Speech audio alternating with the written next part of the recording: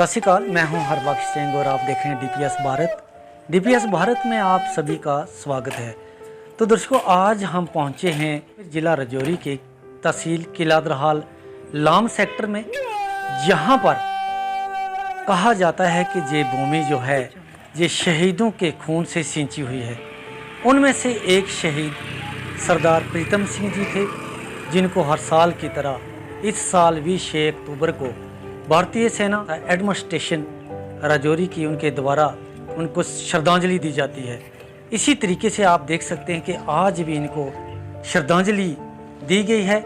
आज हम उस गांव में डीपीएस भारत की टीम पहुंची है, परिवार के सदस्य हैं, उनसे आज मुलाकात करेंगे और आपको बताएं कि सरदार शहीद प्रीतम सिंह की शहादत किस तरीके से हुई थी। डीपीएस भारत में आपका बहुत बहुत स्वागत है। थैंक यू, बहुत बहुत शुक्रिया आपका। और मैं तहे दिल से डीपीएस भारत की जो टीम जहाँ पे पहुँची है उसका स्वागत करता हूँ कि आज उन्होंने अपना समय निकाला है और हमारे गांव में पहुँचे हैं और उन शहीदियों की बारे में जानकारी हासिल करने के लिए आए हैं, जिन्होंने अपनी जानें निछावर करके इस देश की सरहदों को बचाया और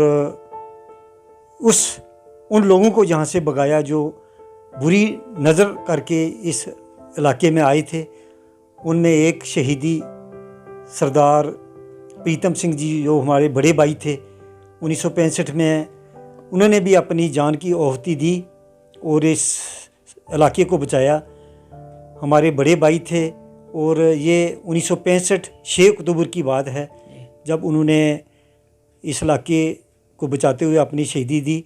और हर साल उनकी यहाँ पे जो मेमोरियल बना हुआ है, यहाँ पे फ़ौज के आला अफसर, सिविल एडमिनिस्ट्रेशंस और बहुत सारे सिविलियन लोग आके उनको श्रद्धा के फूल भेंट करते हैं और उनकी याद को ताज़ा करते हैं। उम्र उस वक्त कितनी थी जब उन्होंने शहादत प्राप्त की? मैं आपको बताना चाहूँगा कि जब उनकी शहादत हुई है उस समय उनकी उम्र सिर्फ 27 साल की थी, क्योंकि उनका जन्म 1938 में हुआ था और ये 1965 में जाके शहीद हो गए थे। बिल्कुल यंग एज थी उनकी और बिल्कुल जवान, और बच्चे थे छोटे छोटे उनके। कोई एक सबसे छोटा बच्चा सिर्फ कोई 3 महीने का था। 2 लड़के और एक लड़की है उनके परिवार में। और जब उनने शहादत दी तो आपने जैसे पूछा है, उनकी उम्र उस समय सिर्फ 27 साल ही थी। तो सर, उस वक्त के जो हालात थे 1965 के, तो कितनी की शहादतें लगी थी इस एरिए की? कहते हैं कि ये धरती है जो किलादरहाल की शहीदों के खून से ये रची हुई है, सिरजी हुई ये किलादरहाल की धरती है। तो कितनी की शहादतें इस जगह पे लगी थी? मैं आपको बताना चाहूँगा कि क्योंकि 1947 में एक बहुत बड़ा अटैक उस समय कबालियों ने पूरे 1947 में पहला अटैक उनने किया है और यहाँ के इलाके के काफ़ी लोग शहीद हुए। और करते करते जब 1965 की बात आई है, 62 में चाइना ने अटैक किया इंडिया के ऊपर, और उसी के 3 साल बाद जब जम्मू कश्मीर पर फिर पाकिस्तान ने अटैक किया, तो उस समय यहाँ जब फ़ौज आई, फ़ौज तो थी, उसके साथ मिल कर के, क्योंकि यहाँ के लोग बहादुर देशभक्त मैं कह सकता हूँ, और जब भी ज़रूरत बनती है फ़ौज को और इस देश को, वो बिल्कुल फ़ौज के साथ कंधे का कंधा मिलाकर चलने के लिए तैयार रहते हैं और देश के लिए मर मिटने के लिए तैयार रहते हैं। ये कहानी है बहुत, एक मैं कहता हूँ कि दिलेरों की कहानी है। 1965 में जब यहाँ इस बॉर्डर के ऊपर 14 कमाऊँ का यहाँ पे उस समय यहाँ पे ड्यूटी थी, उनकी यूनिट थी यहाँ पे, लेकिन यूनिट नहीं आई थी, उनको इलाके के बारे में जानकारी नहीं थी। सरदार प्रीतम सिंह की अगर बचपन की और उनकी पूरी ज़िंदगी की बात करें तो उन्होंने सबसे पहले 1957 में आर्मी ज्वाइन की और उनका जन्म जो है, उनके माता बलवंत कौर जी और पिता सूबेदार रंजीत सिंह जी, जिन्होंने सेकंड वर्ल्ड वॉर में भी अपना लड़ाई में हिस्सा लिया और 47 में भी बहुत दिलेरी के साथ लड़े इस इलाके में, वो उनके सपूत थे। और बड़ी खुशी से उन्होंने आर्मी ज्वाइन की कि शायद मुझे मौका मिलेगा, मैं बॉर्डर में जाके फिर लड़ाई करूँगा। लेकिन घर के हालात कुछ ऐसे हो गए कि सूबेदार Ranjit Singh mention in dispatch, जो कि सुंदरबानी में अचानक एक गाड़ी एक्सीडेंट में उनकी मौत हो गई। तब उनकी सर्विस कोई 5 साल थी और घर का काम चलाने के लिए घर में काफ़ी खेती, ट्रैक्टर, शेड और काफ़ी ज़मीन थी हमारे पास, और एक सोसाइटी का काम हमारे परिवार जो है वो कर रहे थे। लेकिन उस काम को संभालने के लिए हमारे बड़े भाई जो शहीद प्रीतम सिंह जी हैं उनको पेंशन आना पड़ा।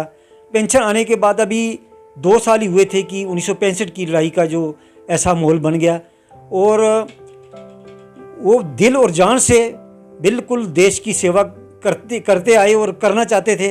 और उनके मन में यही था कि मैं जो है एक बार मुझे दुश्मन के साथ लड़ने का मौका मिले।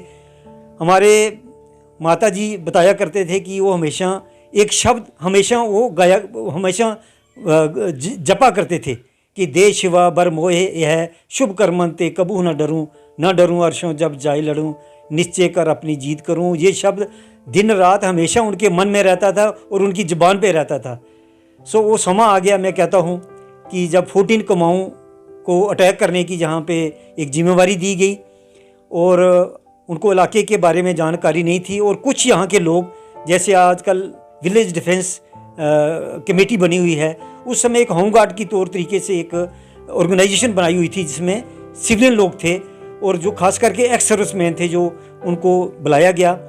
और उस समय 14 कुमाऊँ के जो कमांडिंग ऑफिसर थे हरचरण सिंह जी थे, और उन्होंने बुला करके उनको बताया कि हमें ज़रूरत है आप लोगों की, और हमें आदेश मिले हैं कि जो दुश्मन है ओपी हिल जो है वहाँ पे कामयाब है और आगे बढ़ने की कोशिश कर रहा है, और हमें जल्दी से जल्दी अटैक करने की प्लान कर रहे हैं, और आप लोग जो है हमारे साथ गाइड का काम भी करेंगे और साथ में आप उस जगह तक ले जाएंगे। उनको वेपन दिए गए, ट्रेनिंग तो उनके पास पहले ही सी थी। और उनके साथ मैं ये कहना चाहता हूँ कि यहाँ के जो स्थानीय लोग थे, सरदार भगवान सिंह, सरदार मेहताब सिंह, सरदार और एक मिस्त्री बालाजी थे, एक गिरधारी लाल थे, और सरदार बसंत सिंह जी थे, जिनको अभी भी प्राइम मिनिस्टर ऑफ इंडिया आके मिले हैं यहाँ नौशहरा में। ये सब उस समय 14 कुमाऊँ के गाइड बन के यहाँ से फिर उन्होंने किस तरह अटैक का प्लान किया। और कहा जाता है कि उनके अटैक का जो प्लान था कि पहले इन्फिल्ट्रेट करना है और जो ओपी हिल है उसके पीछे से जाके अटैक करना है। सो 5 अक्टूबर की जो और 6 अक्टूबर की जो रात थी, उस समय इन्होंने यहाँ से लाम से मार्च किया है, और पहले पीर बिडेसर जो एक बहुत मशहूर जगह है वहाँ से होते हुए इन्फिल्ट्रेट करके वो पाकिस्तान एरिया में जाके उस ओपी हिल के पास पहुँचे हैं। और सबसे आगे जो है सरदार प्रीतम सिंह जी शहीद चल रहे थे, क्योंकि गाइड का काम कर रहे थे। जब वो चल रहे थे आगे, तो उनको जो कॉमेडी कमांडर थे उन्होंने वो भी साथ थे, और उन्होंने कहा भाई हम तो फौजी हैं, आप पीछे हट जाओ, शेलिंग स्टार्ट हो गई है। क्योंकि जब दुश्मन को पता चल गया कि दुश्मन बिल्कुल जो इंडियन आर्मी जो है अटैक करने के लिए बिल्कुल नज़दीक पहुंच गई है, तो उनकी आर्टी का शेलिंग बहुत ज़बरदस्त होने लगा। उस शेलिंग के बीच में भी सरदार प्रीतम सिंह शहीद और जो उनकी कंपनी थी 14 कुमाऊँ की, वो ओपी हिल के ऊपर कहते हैं कि चढ़ गई, और जो पहले संतरी खड़ा था उसको मारने का काम भी शहीद प्रीतम सिंह जी ने किया। क्योंकि 14 कुमाऊँ के जो अभी भी जीवित आदमी हैं वो पूरी कहानी सुनाते हैं। लेकिन जब ओपी हिल फतेह की है और इतना आर्टी शेलिंग आया है वहाँ पे कि वहाँ पे, क्योंकि कोई भी वहाँ पे उस समय बैंकर वगैरह नहीं थे और छपने की भी, अपने बचाव के लिए भी कोई जगह नहीं थी, और काफ़ी कैजुअलिटी होगी 14 कुमाऊँ की। उस समय शहीद प्रीतम सिंह को एक शेल जो है आके उनकी राइट जो है टांग है उसके ऊपर लगा है, और वहाँ के जो 14 कुमाऊँ के उसके जो जवान थे उन्होंने वैक्यूएट करने की कोशिश की उनको, और कम से कम भी 100-200 मीटर तक जो है उनको पीछे लेके आए हैं। लेकिन कोई भी ट्रीटमेंट, कोई डॉक्टरी ट्रीटमेंट ना होने की वजह से उनके खून का रिसाव बहुत ज़्यादा हो गया, और कहते हैं कि बेहोश हो गए। और उसके बाद एक पत्थर है वहाँ पे, अभी भी हमारे परिवार के लोग वहाँ जाके देखते हैं, पत्थर के साथ उनको टिका के रख दिया कि कोशिश करेंगे कि बाद में अगर ट्रीटमेंट होने के बाद उनको इवैक्यूएट किया जाएगा। और भारी शेलिंग में जब 14 कुमाऊँ की भी पेश ना गई, और फिर कुछ शेलिंग जो है इंडियन आर्मी की तरफ से भी होने लगी, और दोनों तरफ से जब शेलिंग हुई तो काफ़ी नुकसान हो गया। लेकिन जो हमारे बड़े भाई थे उनको जहाँ रखा था, फिर क्योंकि ये जो शेलिंग है और ये एरिया था लाम वाला एरिया है, ये 6 महीने तक कोई भी जो है आर्मी वहाँ काबूज़ नहीं हो सकी, और ये शेलिंग और ये फायरिंग चलता रहा। और काफ़ी लोग जो है हताहत हुए इसमें। और जब हमारे परिवार को पता चला कि ऐसे ऐसे, क्योंकि साथ में गए हुए थे, जो बाकी लोग थे वो तो वापस आ गए, लेकिन वो नहीं आए, तो पता चला कि उनको ऐसे ऐसे जो है शेलिंग लग गया है और उनको एक पहाड़ के साथ रख के आगे हैं। हमारे उस समय जो भाई थे, छोटे ही थी उम्र उनकी, लेकिन वो घर में बहुत एक अफरा तफरी का माहौल बन गया। और हमारे परिवार के लोग कहने लगे कि हम वहाँ जाएंगे और उनकी डेड बॉडी लेके वापस आएंगे। लेकिन उस समय जो मौजूदा अफसर थे, जो थोड़ा पीछे थे उस समय, उन्होंने कहा भाई आगे जाना तो बिल्कुल खतरे से खाली नहीं है और आप लोग आगे नहीं जा सकते जब तक आगे कोई समझौता ना हो, जब तक कोई एक्चुअल लाइन ऑफ कंट्रोल जो LOC का जो डिक्लेरेशन नहीं हो सकता, तब तक जो है आप आगे नहीं जा सकते। इसलिए हमारे परिवार के आदमी पीछे आ गए और कम से कम भी 6 महीने तक ये आगे जो मसला था, क्योंकि जो लाइन ऑफ कंट्रोल का कोई भी फैसला नहीं हुआ था, जिसकी वजह से जो है उनकी डेड बॉडी 6 महीने तक उस एरिया में पड़ी रही। और 6 महीने के बाद जब ये फैसला हुआ और वो पोस्ट थी जो OP हिल, जो जिसमें पाकिस्तान छोड़ के भाग गया था, उसमें फिर इंडियन आर्मी का कब्ज़ा हुआ, वहाँ मोर्चाबंदी हुई और वहाँ अभी उस पोस्ट का नाम जो है लखनऊ पोस्ट से जानी जाती है। 15 अप्रैल को उनकी डेड बॉडी जो है वापस आके पीछे शहीदगढ़ जो है हमारा गांव है, वहाँ उनके डेड बॉडी का संस्कार किया गया और इस तरीके से उनकी जो है शहादत हुई। जिस तरीके से साहब देख रहे हैं कि हम हर साल की तरह इस साल भी उनके मेमोरियल पर भारतीय सेना की राष्ट्रीय राइफल श्रद्धा की फुल वेट कर रही है। आपके परिवार को देखो, हम बिल्कुल अपने दिल से ये कहना चाहते हैं कि दुनिया में जो आया है उसने तो एक दिन मरना है। लेकिन उसकी मौत कैसी है, अगर वो देश के लिए मर रहा है या फिर उसकी वो कैसे मर रहा है। देखो, हमारे मन में जो चीज़ एक भरी जाती है कि मरता मरता जग हुआ, मर भी ना जाने कोई, ऐसी मरनी जो मरे बोर ना मरना होए। हम तो ये कहते हैं कि देश के लिए जो जान कुर्बान करके मरता है, ऐसी इसके अलावा और कोई मरना हो ही नहीं सकता। ये मरते नहीं हैं, ये अमर होते हैं। और ये शहीदी हैं, ये एक परिवार के नहीं हैं। आज उनका नाम पूरे हिंदुस्तान में लिया जाता है और बड़े बड़े अफसर, क्योंकि उस समय जो कमांडर साहब थे, ब्रिगेड कमांडर साहब UBG वर्मा साहब थे, और उन्होंने आके घर में आके सब उनकी जब शहादत हुई है, आके उन्होंने हौसला अफजाई की परिवार की। और उस समय से लेके एडमिनिस्ट्रेशन की तरफ से भी थोड़ा हौसला अफजाई होती रही है। और आज जैसे आप कह रहे हो कि 54 RR ने उनके आगे मेमोरियल पे जो है श्रद्धा के फूल भेंट किए, हमारे परिवार के लिए एक बहुत फ़ख्र वाली बात है। और हमारे लिए एक बड़ा इंस्पायरेशन है कि हमारे सभी परिवार के नहीं, इस इलाके के लोग उनकी जो है दर्शाया हुआ रास्ता है उसके ऊपर चल के देश की सेवा भी करना चाहते हैं और मर मिटने के लिए हमेशा तैयार हैं। सर, कैसे हालात हैं अब उस एरिए के लाम बॉर्डर? भारत का लास्ट आखिरी कोना है, वो गांव है जिस गांव के शहीद प्रीतम सिंह जी, हम देख रहे हैं कि भारतीय सेना द्वारा उनको शहीदी हर साल की तरह इस साल भी श्रद्धांजलि दी गई है। लेकिन अब उस इलाके के कैसे हालात हैं, कैसे लोग रह रहे हैं? क्या कुछ भारत सरकार की तरफ इनके परिवार को कुछ बेनिफिट मिला है, शहीद प्रीतम सिंह के परिवार को? मैं कहना चाहूँगा कि देखो, उस समय मैं जो आर्मी की तरफ से काफ़ी सहूलत मिली है परिवार को। तो उस समय जो फाइनेंस मिनिस्टर थे, कहते हैं कि उस समय उन्हें 1000 रुपया, उनको 1965 की बात है, 1000 रुपया परिवार को दिया है। वो भी रिटर्न में है सब कुछ। जो ब्रिगेड कमांडर साहब थे उस समय के, वो भी करीब करीब घर में आते जाते रहते थे, बच्चों का हाल वगैरह पूछते रहते थे। बच्चे छोटे छोटे थे। कुछ मदद तो जो खास करके आर्मी की तरफ से हुई है। और बच्चे जो है पढ़ लिख के, उनका एक बच्चा, दोनों बच्चे आर्मी ज्वाइन की, एक बच्चा हवलदार और दूसरा कैप्टन रैंक से पेंशन हुआ है। एक बच्ची थी उस समय छोटी सी, उसकी भी शादी वगैरह होके वो परिवार से तो अच्छी तरह जी रहे हैं। लेकिन जो गवर्नमेंट की तरफ से देखो, आज कोई भी आदमी शहीद हो जाता है तो कितनी फैसिलिटी, इवन के पेट्रोल पंप, किसी को गैस एजेंसी, कोई ना कहीं ऐसा दे करके उनके परिवार की जो है दिशा को सुधारा है।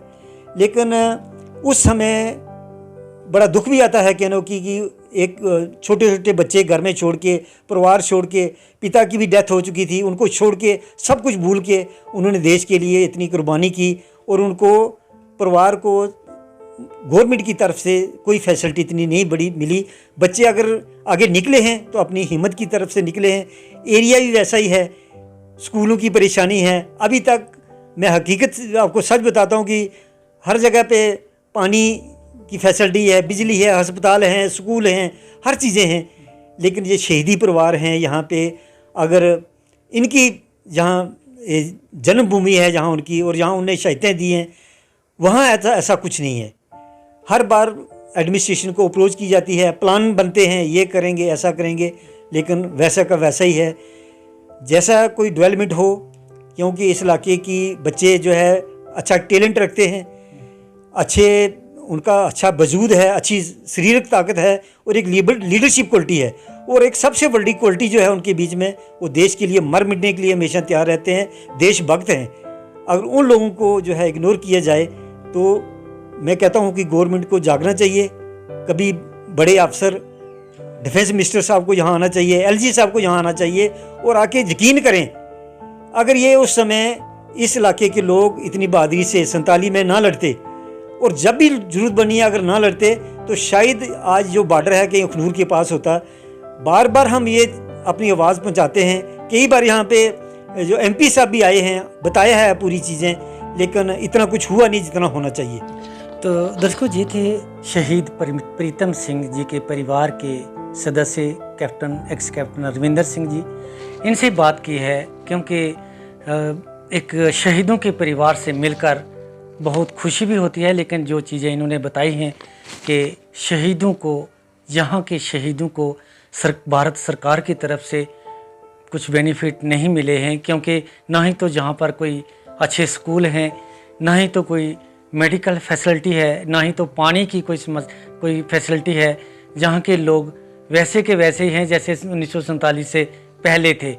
लेकिन हम भारत सरकार के आगे डीपीएस भारत के माध्यम से कहना चाहते हैं कि जिन्होंने अपनी जान कुर्बान की है इस देश के लिए, इस वतन के लिए, इस जगह के लिए, किला द्रहाल ज़िला राजौरी के लिए, उनके परिवारों को की भी सुध लेनी भारत सरकार की एक जिम्मेवारी है, एडमिनिस्ट्रेशन की जिम्मेवारी है। जहाँ पर आएँ, देखें, और इन लोगों को जो सरकार की तरफ से बेनिफिट मिलते हैं वो ज़रूर मिलने चाहिए। हर छोटी छोटी गांव की, शहर की हर चीज़ दिखाएगी। डीपीएस भारत को ज़्यादा से ज़्यादा लाइक, शेयर और कमेंट करें, लेकिन चैनल को सब्सक्राइब करना ना भूलें, बेल आइकन का बटन दबाएं, ताकि हर चीज़ गांव की, शहर की आपके पास सबसे पहले पहुंचे। तब तक के लिए हमें दें इजाज़त। सत श्री अकाल, फिर मिलेंगे।